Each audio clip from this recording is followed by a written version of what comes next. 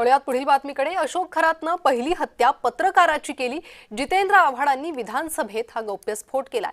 पत्रकार बाळू तुपेची खरातनं हत्या केली असा आरोप आव्हाड करताय। पोलिसांकडून खरातला वाचवण्याचा प्रयत्न होतोय असाही आरोप आव्हाडांनी केलेला आहे। तर जितेंद्र आव्हाडांनी खोटे आरोप करू नयेत, न्यायालयानं त्यांची निर्दोष मुक्तता केली आहे।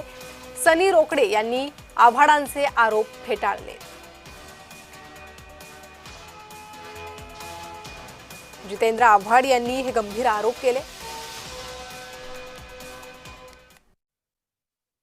अशोक खरातला वाचवण्यासाठी अशोक खरातने जो पहिला खून केला तो बाळू तुपे नावाच्या पत्रकाराचा केला।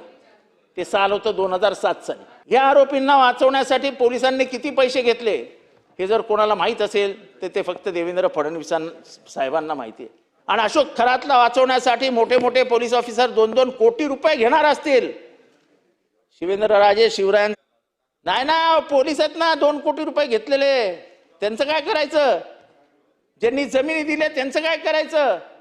ज्यांच्या नावावर जमिनी आहेत त्यांचं काय करायचं? ट्रस्ट मध्ये आहेत त्यांचं काय करायचं? ते सहआरोपी आहेत ना, त्यांना काय माहित नव्हतं काय चालू आहे? आव्हाड साहेबांनी जे खोटे नाटक आरोप केले, त्यांनी सांगितलं कोण आता तो खरात, त्या खरातचा आणि अमोलांचा काय संबंध? सामान्य कुटुंबातले हे रिक्षा चालक मुलं होते आणि मी त्या मुलांचा चुलता आहे। तर आव्हाड साहेबांना माझी एक विनंती आहे की असे खोटे नाटे या दलित मुलांवर असे आरोप करू नका। दलित समाजातील गरीब कष्टकरी मुलं आहे,